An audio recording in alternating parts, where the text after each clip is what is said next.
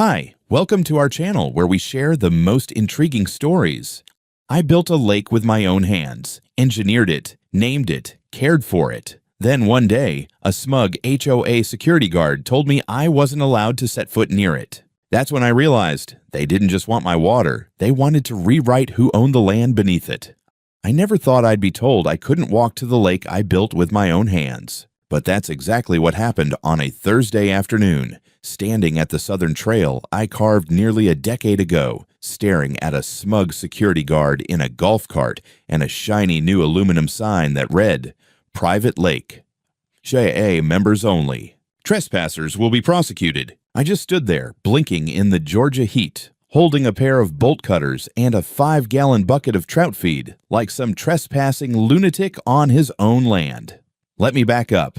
My name's Ronald Jarrett. I'm 49, technically retired, though I've probably worked harder in retirement than I ever did in 20 years at the U.S. Geological Survey. After I left the agency, I bought a hunk of rough terrain near Oconee National Forest, 142 acres of ravines, red clay, and an ice-cold spring that trickled down into a slow, muddy creek. The land was cheap, mostly because nobody wanted to deal with erosion, runoff, or the snake problem. I saw potential. It took 4 years of paperwork, permits, and enough dirt moving to give my back permanent opinions about everything. But I did it. I built a lake, a real one, engineered dam, emergency spillway, energy dissipating baffles, fish ladders, and all. Cost me just shy of $600,000, not counting the sweat equity. It was mine. The lake, the dam, the shoreline, the old trail around the ridge, all of it legally deeded, surveyed, and recorded in the county office in Milledgeville. I'd even named it Jarrett Lake, though nobody besides me and the occasional biologist ever used that name. For a while, it was quiet, peaceful. I'd fish in the mornings, do water quality checks after lunch, and spend evenings watching great blue herons pick off juvenile bass from the shallows. Then, 5 years ago, trouble moved in on the southwestern ridge, Lake Vista Heights. Some bright-eyed developer bought the adjacent tract and started building what he called lake access executive homes. At first, I didn't mind. They were far enough from the dam, and the guy came to me in person, offered a limited shoreline agreement so his lots could technically face water. I agreed, under one condition: no permanent easements, no ownership claims, and no right of use that extended beyond scenic value. He signed, I signed, a notary signed. End of story. Or so I thought. Developers come and go. HOA boards, on the other hand, are like hydras. You cut off one two-sprout in its place, both more entitled than the last. Somewhere in the shuffle, my agreement with the original builder must have vanished into a desk drawer, or more likely, a shredder. Because now, 8 years after the lake was born, I was being told, by a 20-something guard in a $9 polo shirt, that I wasn't allowed to access it, not from that side at least. "I'm going to have to ask you to turn around, sir," he said. He had aviator sunglasses, clean-shaven arms, and the kind of biceps that come from lifting nothing heavier than a clipboard. "I built this trail," I told him. "Still," he replied, tapping his little touch screen. "HOA jurisdiction starts at that cedar post back there. Access is restricted to members. Non-members must apply for temporary permits." Permits? I actually laughed. "Son, this water is on my land. That shoreline? That's mine. That dam you can barely see through the trees? Also mine. I don't need a permit to walk on my own damn dirt." He squinted. "We've had issues with people claiming they own parts of the lake. The HOA legal team says water is a public trust asset under Georgia code only if it's naturally navigable." I shot back. "This isn't Lake Lanier. It's a closed reservoir, engineered, sealed, regulated, and environmentally certified. You're looking at the guy who built it." There was a pause. I could almost hear the processor in his brain struggling to shift gears. "I'll have to escalate this to the HOA president," he said, suddenly less confident. "Be my guest," I said, tossing the bucket of fish food into the brush and starting back toward my truck. "And tell her, next time she wants to put up a sign on private land, she better bring a damn surveyor and a court order." I drove the long way home, around the ridge, and down the gravel switchback that leads to the main gate I installed next to the ney. Damn. It was late afternoon, cicadas in full swing. As I crossed the spillway walkway and looked out across the lake, something in me shifted. For the first time in years, I wasn't just annoyed, I was angry. Not the yelling kind, the calculated kind. The kind that sharpens itself against legal documents and blueprints. These people, these homeowners, didn't even know what they were standing on. They thought they were looking at a natural lake, a gift from God, or the state of Georgia. They didn't realize it was held together by a concrete core wall and 1,000 man-hours, every inch of which I paid for, regulated, and maintained. And now, somehow, they were telling me I wasn't welcome. That night, I went into the garage, unlocked the fireproof cabinet, and pulled out the thick folder labeled Lake Jarrett, Original Plans and Ownership. There it was. Every permit, every receipt, every inspection certificate. I ran my fingers over the engineering diagrams. I'd been quiet long enough. If they wanted to claim the lake, they'd better be prepared to live without it. 2 days later, I got a letter in the mail that managed to be both hilarious and infuriating.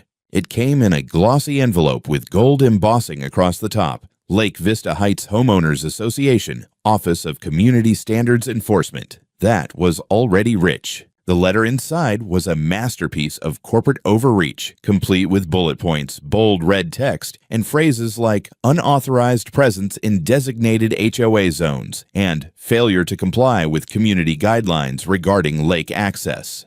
Informed me that my continued intrusion onto HOA-regulated grounds could result in fines, legal action, and, get this, suspension of community privileges. I read it 3 times. The first time, to believe it. The second, to get mad. And the third, just to laugh. Community privileges? I wasn't even part of their precious little homeowner clique. I lived on land that had been in private hands for over a century. I had timber rights, mineral rights, water rights. Meanwhile, the only thing they had was a bunch of overpriced stucco boxes stacked shoulder to shoulder like teeth in a too small mouth. I drove straight to the HOA office. It was a converted model home at the edge of their development, complete with a tiny fake mailbox out front and a manicured lawn that looked like it had been threatened into submission. Inside, it smelled like potpourri and artificial lemon. A girl in her early 20s sat at the reception desk, pecking at her phone. "I need to speak to someone about this," I said, dropping the letter on the counter. She blinked, picked it up, then smiled like I was a particularly slow golden retriever.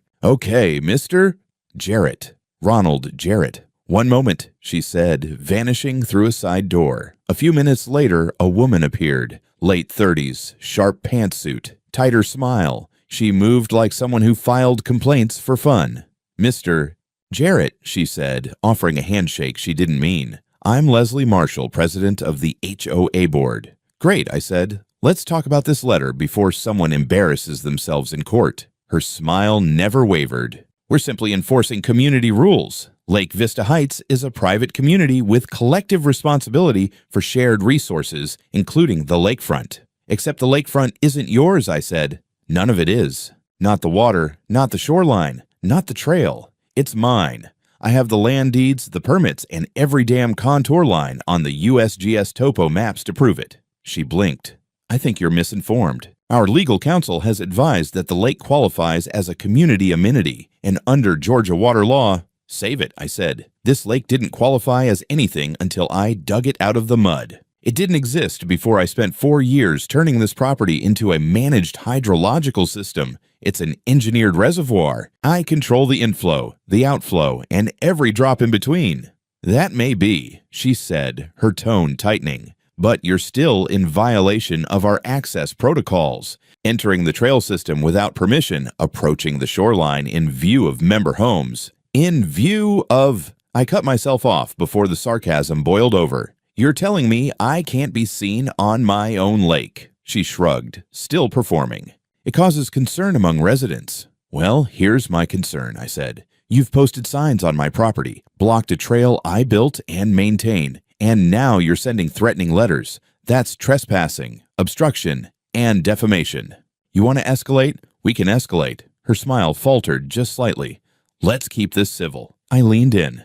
"Lady, you've already started a war. You just don't know it yet." I left without shaking her hand. Back home, I checked the game cameras I had installed a few years back. Trail cams, originally meant for coyotes and trespassers. Turns out they were now picking up HOA security guards strolling up and down my ridgeline like it was public parkland. One of them even dropped a candy wrapper. I cataloged the footage, time-stamped it, and backed it up to the cloud. Later that week, I got an email from a guy named Grant Dorsey, who identified himself as head of external relations for the HOA. Apparently, that meant he sent passive-aggressive emails with big words. He tried to clarify the HOA's position that water resources are subject to collective community stewardship and that exclusive ownership claims ran counter to the HOA's interpretation of state conservation guidelines. It was legal gibberish, recycled nonsense from a real estate seminar or a Facebook group for bored Karens with boundary issues.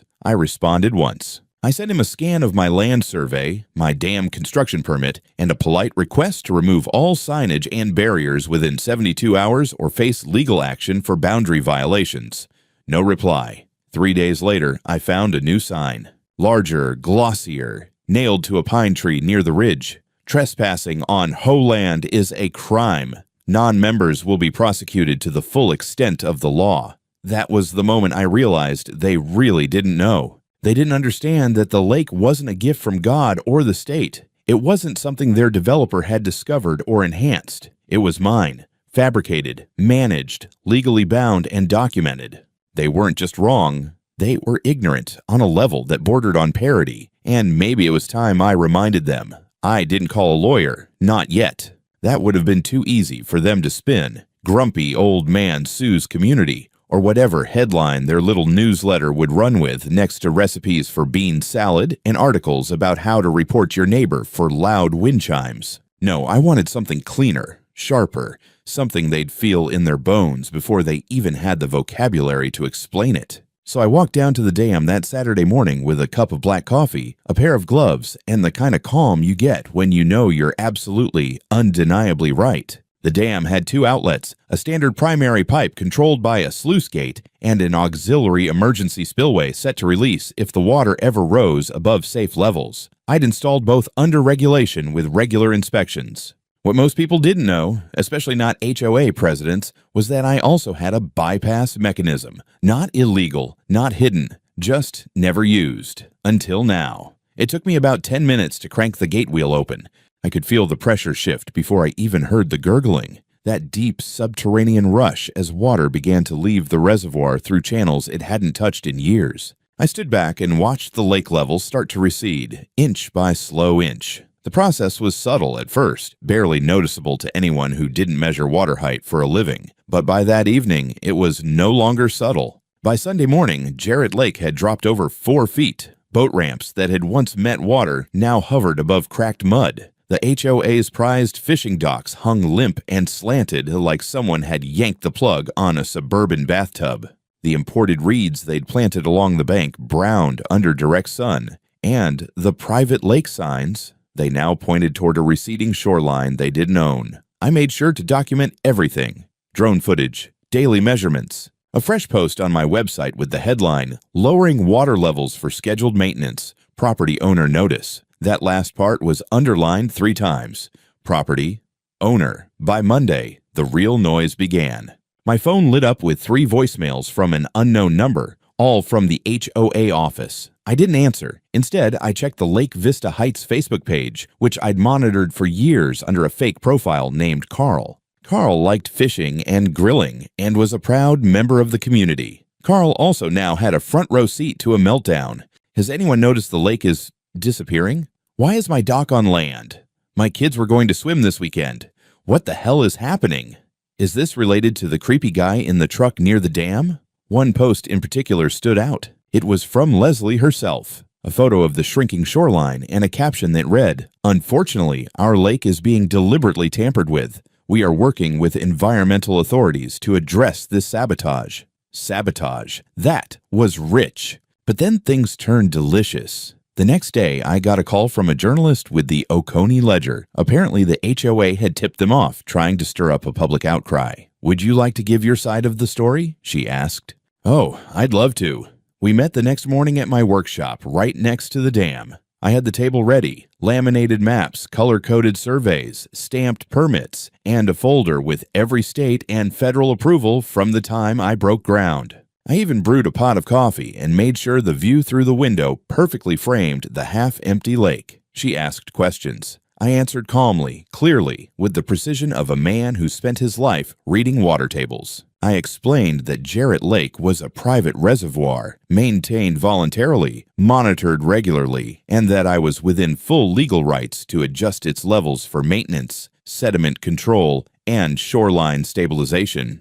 She took notes, snapped photos. Her eyes widened a little when she saw the original contract between me and the developer of Lake Vista Heights, especially the clause that said access to shoreline may be revoked at any time by property owner without notice, in bold. That afternoon, the article dropped. Private lake owner pushes back against HOA overreach, water rights dispute in Lake Vista. It was respectful, factual, and devastating for the HOA. By the next morning, my inbox had exploded. Most were angry messages from HOA members who just learned that the lake wasn't theirs to begin with. A few were apologies, some were just confused. But one email stood out. It was from a man named Dan Mathers, apparently one of the original residents. He wrote, "I never knew the lake was yours. They told us it was part of the HOA when we bought in. I'm sorry they're coming at you like this. If you ever want someone to speak at a board meeting, I'm in your corner." I didn't reply right away. Not because I didn't appreciate it, but because I was standing out at the dam again, watching the afternoon sun bounce off the exposed lake bed. I felt no joy in the disruption, no smugness, just focus. The point wasn't to ruin anyone's weekend. It was to remind them where the water came from and who controlled whether it stayed. The envelope arrived on a Wednesday, hand-delivered by a guy in khakis who looked like he'd rather be anywhere else. He gave me a sheepish nod, handed over the manila packet, and muttered something about just doing his job. I didn't blame him. He was the messenger. The bullet, however, had HOA legal committee stamped across the back. Inside were 30 pages of inflated nonsense wrapped in legal formatting. Lake Vista Heights Homeowners Association versus Ronald Jarrett. Their demands were bold, absurd, and almost admirable in their stupidity. They wanted the court to declare Jarrett Lake a community access natural resource, to force me to return water levels to their historic state, and, the kicker, pay $125,000 in damages for loss of recreational amenity, emotional distress among residents, and damage to neighborhood prestige. Damage to prestige. I read that line 3 times. Then I set the folder down, poured a whiskey, and went to my shop to sharpen a chisel. Not because I needed to, just because it calms me down. And I was already imagining the look on their faces when this blew up in their HOA-smoothed hands. The next morning, I called Stephanie Donovan, my attorney. We'd worked together before when a timber company tried to edge onto my western tree line. She was one of those no-nonsense women who didn't blink, didn't bluff, and didn't bill by the hour unless it was worth it. "Let me guess," she said before I could even say hello. "You're being sued by a homeowners association that doesn't understand property law." "Bullseye. Send me the papers. I'll tear them up." I drove into town that afternoon and dropped off the file at her office. While she reviewed it, I waited at the diner across the street, nursing bad coffee and overhearing a table of realtors complain about how the HOA wasn't what it used to be. I smirked quietly. An hour later, Stephanie texted me, "Come back. Bring every document you've got, and the damn permits. Especially those." I arrived with my whole archive in 2 banker boxes, aerial surveys, environmental reports, the contract with the original developer, the construction receipts, and my favorite, a panoramic photo of the ravine from the year before I started. Excavation showing nothing but dry clay and pine stumps. Stephanie spread everything across her desk like a prosecutor preparing for a slam dunk. "Ronald," she said, "this is one of the most airtight land use cases I've ever seen. Their arguments based on 2 things, collective access and presumed natural status. Both are garbage." I nodded. "I figured. But," she added, "we're not just going to win. We're going to educate.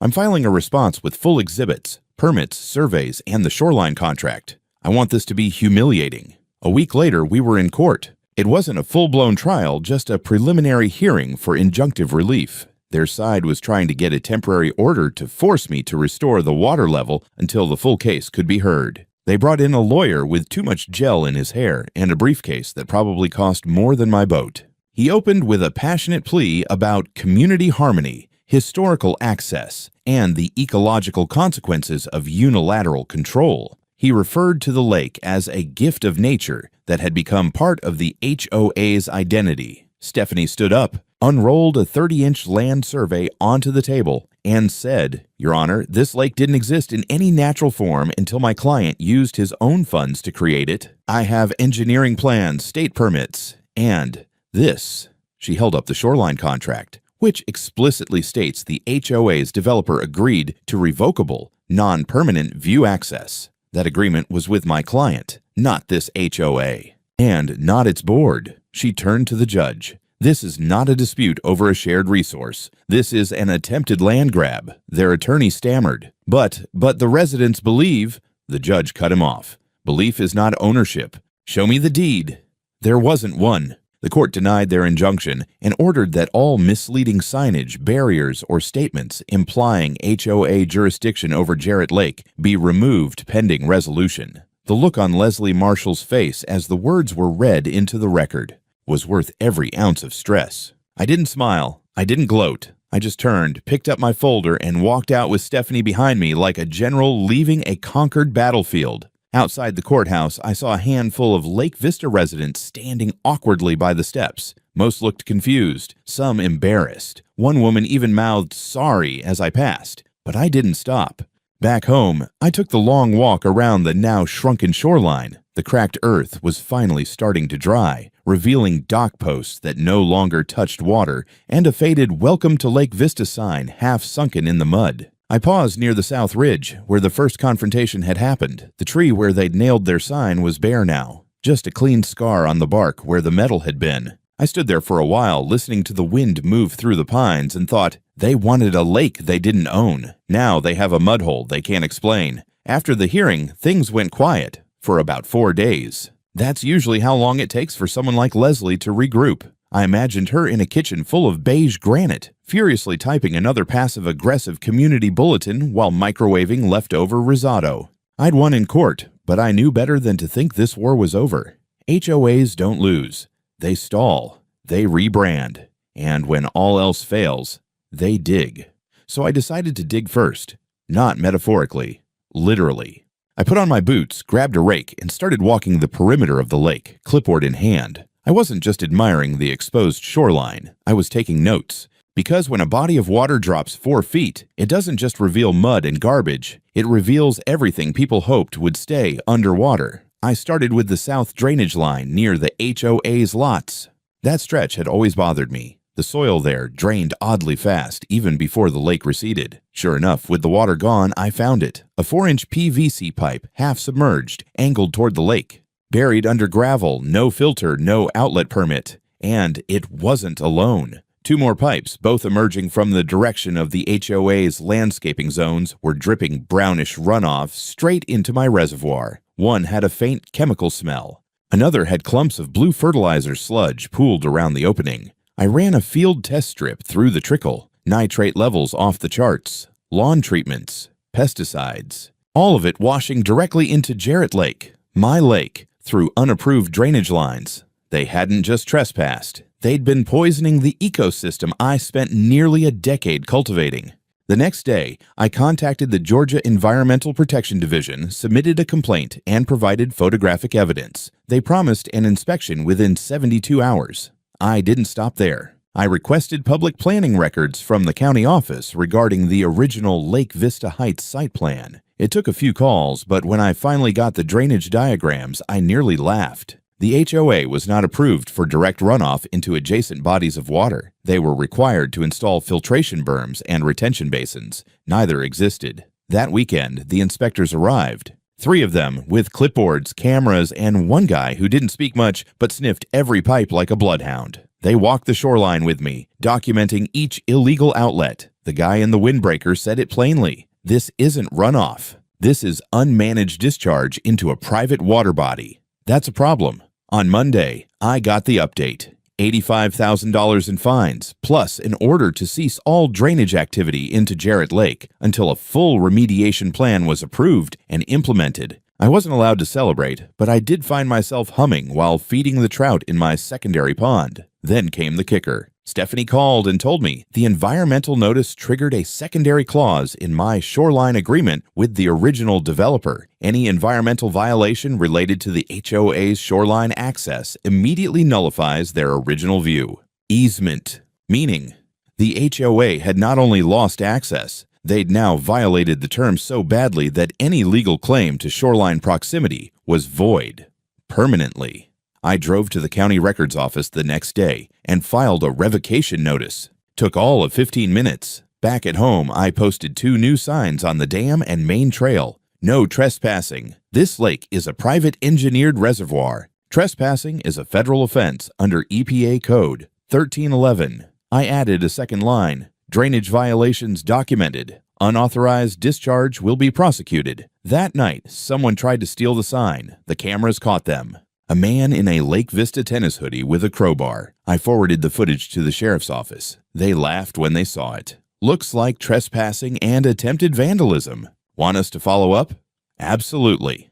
The HOA had overplayed their hand. They'd sued me, poisoned my water, lied to their residents, and now, because of pure arrogance, they'd triggered a chain of events that left them powerless. I wasn't just protecting my property anymore. I was holding them accountable for every inch of it. By the time the EPA fines were officially delivered to the Lake Vista Heights HOA, I'd already moved on to the next phase. There was no celebration, just action. I wasn't interested in theatrics. I was interested in control, legal, physical, and psychological. If they thought they could keep bullying their way to my lake, they were about to learn what happens when you try to fence in the man who built the water. Literally. I hired a contractor I trusted, a wiry guy named Russell who'd helped me install the original spillway years ago. No fuss, no talk, just results. We mapped out a perimeter fence, 6-foot cedar post barriers along the trailheads that cut into my property from the HOA side, reinforced steel mesh at the low points,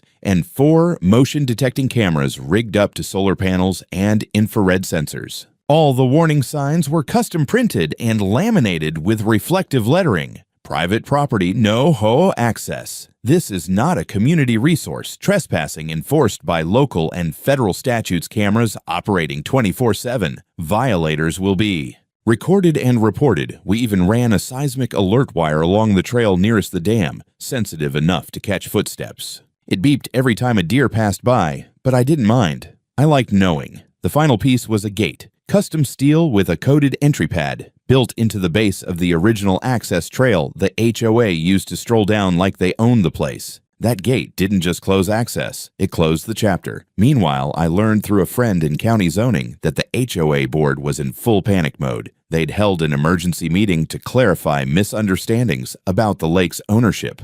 That turned into a shouting match. Half the residents thought the board had lied to them. The other half couldn't believe the lake was never theirs to begin with. I got screenshots of the neighborhood Facebook group. Why weren't we told it was a private reservoir? Can we sue the board? Leslie should resign.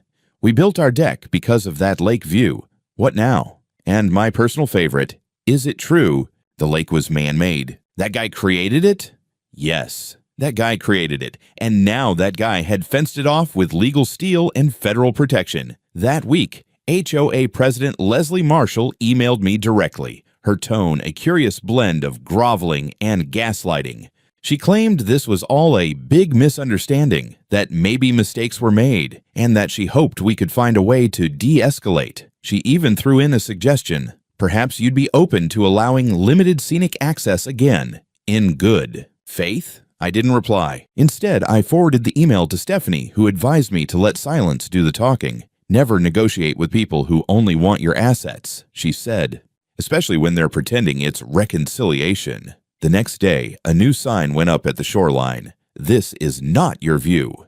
It wasn't meant to be poetic. It was a reminder, a cold, clean truth. By Friday, crews from the HOA began removing illegally built docks along their backyards. The county gave them 14 days to comply with shoreline restoration orders or face further fines. Residents stood in their backyards watching the planks come up, section by section, like the unbuilding of a lie they'd all agreed to believe. A few people tried to talk to me. One man offered beer and awkward apologies. A woman walked up holding a toddler and said she just wanted to show him the turtles. I didn't answer. I just pointed to the sign and the camera. They could hate me, pity me, fear me. I didn't care. I wasn't their neighbor. I was the man they trespassed against, the one who gave them a lake and got a lawsuit in return. I wasn't trying to be petty. I was drawing a line they should have seen years ago.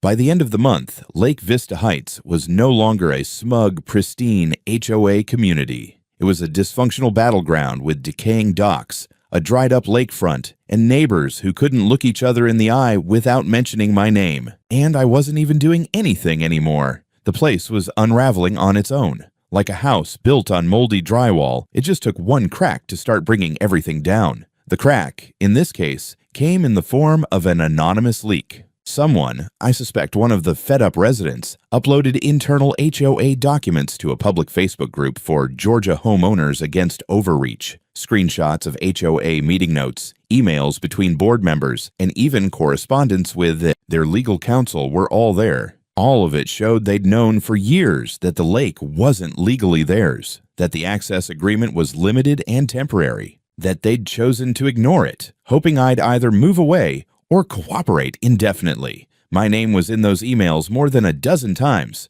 At one point, Leslie had written, "Mr. Jarrett is becoming increasingly territorial. It may be best to escalate pressure via signage or gate access restrictions. Residents shouldn't be made to feel they're intruding." I printed that one out and framed it, hung it in the garage next to my EPA compliance certificate. Public backlash was swift. Within a week, 5 families withdrew from the HOA, citing fraud, misrepresentation, and poor leadership. Local news caught wind of the story, and I woke up one morning to find a reporter standing near the closed trail filming in front of the "No Trespassing Federal Reservoir" sign. I didn't give them a statement, but I stood in the background with my coffee and let the sign speak for itself. Inside the HOA office, a small building they rented near the community entrance, panic turned into infighting. Leslie called an emergency board meeting to restore order and trust. According to a former board member who quit that day, it turned into a full-blown shouting match.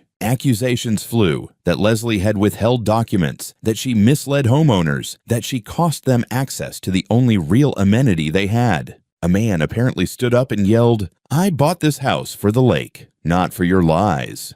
2 board members resigned on the spot. That week, I received 3 separate notices from residents requesting private access to the lake, just to walk, just to fish, just for their kids. Some of the letters were sincere. One even included a hand-drawn apology from a 10-year-old girl named Abby who said she missed the turtles. I didn't have the heart to ignore that one. I wrote back with a simple message: "This lake is not for punishing children, but I will not reward the behavior of your HOA." It was the most civil I'd been in weeks, but the real hammer came when the developer filed for bankruptcy. Turns out the scandal had made it impossible to sell the last few lots. Investors pulled out. And with legal costs mounting from both the fines and internal lawsuits, the Lake Vista HOA lost its biggest financial backer. By the end of the quarter, the HOA was officially disbanded. Residents were now individually responsible for their own properties. Some cheered the freedom. Others panicked at the lack of central control. Leslie. She vanished from the neighborhood, her house dark and unsold, a foreclosure notice quietly appearing weeks later. The community that once tried to strong-arm me out of my own lake had collapsed under the weight of its own arrogance. And I didn't even need to drain it further. They drowned in paperwork, lies, and self-inflicted wounds. And still, every morning, I walked the ridge, still checked the dam, still fed the fish, because the lake remained. And I did too. The wind moves differently now across the water. It hits the surface with less resistance, less noise, like even the air has learned to hush itself around this place. What used to be the far end of Lake Vista, the edge they tried to claim, is just shoreline again, unmarked, quiet, and entirely mine. After the HOA dissolved, the neighborhood slid into what you might call polite awkwardness. The people who stayed, those who didn't sell or run, started waving again. Hesitant waves like you'd give a dog you once kicked but are now trying to befriend. I never waved back. Not because I hated them, but because I didn't want to play pretend. Some things can't be mended with small talk. A month after the dissolution, I filed the final paperwork with the county, a conversion declaration under Georgia's Private Conservation Act. Jarrett Lake was no longer a reservoir in the eyes of the state. It was a privately owned, federally registered ecological preserve with restricted human access.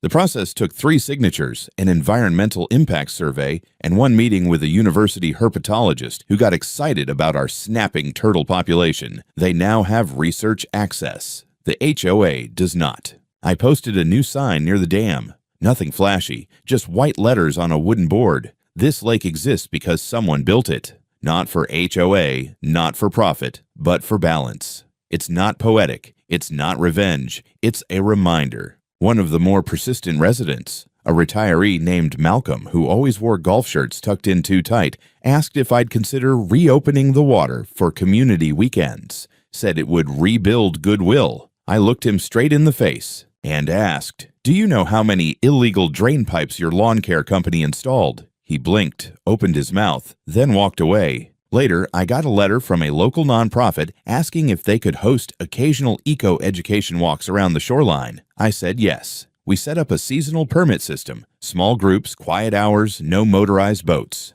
In return, they helped me monitor the wildlife and test the water quality monthly. Balance, not noise. The lake's water level eventually stabilized, not quite back to where it was, but enough to give the herons a reason to return. The trout population bounced back faster than I expected. The trees stopped shedding early. Even the turtles seem less shy now. One morning, around mid-autumn, I found a single fishing bobber tangled in the reeds near the southern bank. Red and white plastic, the kind kids use. Could have been from years ago, but it looked too clean. I took it home and dropped it in a drawer. I'm not angry about it. It's just a small thing. A reminder that people will always try to sneak in.